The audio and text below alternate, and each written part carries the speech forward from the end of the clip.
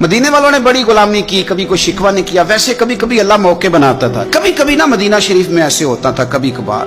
ایک دفعہ نا جب کچھ علاقے فتح ہوئے تو بڑا مال آیا فتح مکہ کے بعد. تو بخاری مسلم میں حدیث ہے، اسلام کے اندر یہ ہوتا ہے کہ جو نیا کلمہ پڑھتا تھا اسے مال غنیمت میں سے زیادہ حصہ دیا جاتا تھا. اس کو کہتے ہیں مؤلفۃ القلوب، تالیف قلب کے لیے. تو چونکہ یہ قانون تھا تو نبی پاک صلی اللہ علیہ وسلم نے نا مکے والوں کو ذرا مال تھوڑا زیادہ دیا. مدینے میں سے ایک آدھ نوجوان نے کہا کہ حضور نا آپ اپنے رشتہ داروں کی طرف توجہ زیادہ کرنے لگے. یہ بھی محبت کی جنگ ہوتی ہے نا، قربان جائیں. حضور سید عالم علیہ السلام تک بات پہنچی اور اسی طرح پہنچی کہ ایک نوجوان نے، ایک آدھ نوجوان نے بات کی ہے. نبی پاک علیہ السلام نے ترکی خیمہ لگوایا، فرمایا مکے والا کوئی نہ آئے بھائی، صرف مدینے والے آئیں. سارے حضور کے سامنے بیٹھ گئے. ذرا منظر دیکھنا، حضرت ابو ایوب انصاری رضی اللہ تعالیٰ عنہ سے لے کر سارے انصار. حضور نے فرمایا ابھی میں نے سنا ہے تم میں سے کچھ نے کہا ہے کہ حضور اپنے رشتہ داروں کو زیادہ دینے لگے.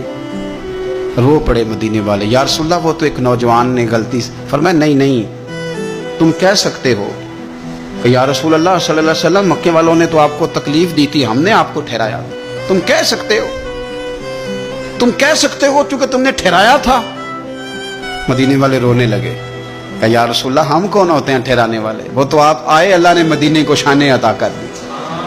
میرے محبوب نے فرمایا تم کہو نا کہ یا رسول اللہ مکے والے تو بدر میں تلواریں لے کے آ گئے تھے، ہم تھے جنہوں نے سینے پیش کیے تھے.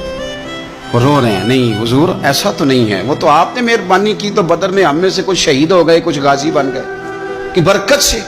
حضور نے فرمایا تم کہو کہ احد کے میدان میں انہوں نے پتھر مارے تھے، ہم نے سینہ پیش کیا تھا.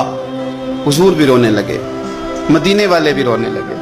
نبی کریم نے فرمایا تم کہو کہ جانے ہم نے قربان کی، تم کہو کہ حضور قربانیاں ہم نے دی. کہہ سکتے ہو تم نے دی ہیں، ہمارا حق بنتا ہے، کہو. اور جب رو رو کے بحال ہو گئے تو سرکار بھی روئے، کھل کے روئے، پھر آنسو پونچھے اور کریم رسول فرمانے لگے او بھولے مدینے والو، کیا تم یہ نہیں پسند کرتے کہ لوگ جب اپنے گھروں میں جائیں تو بھیڑ بکریاں لے کے جائیں، اور جب مدینے والے اپنے گھر جائیں تو اللہ کے رسول کو ساتھ لے کے جائیں؟ تم یہ نہیں پسند کرتے کہ تمہارے ساتھ میں جاؤں؟ یہ نہیں تمہارا شوق؟ دیکھو کسی کے حصے میں کچھ آیا، کسی کے حصے میں کچھ آیا، کسی کے حصے میں کچھ آیا. مدینے والے وہ لوگ ہیں جن کے حصے میں اللہ کا پیارا حبیب آیا.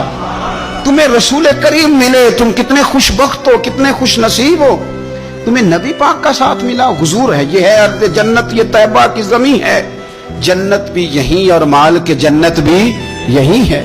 مدینہ طیبہ کے ساتھ مسلمان کا خاص پریم رہا.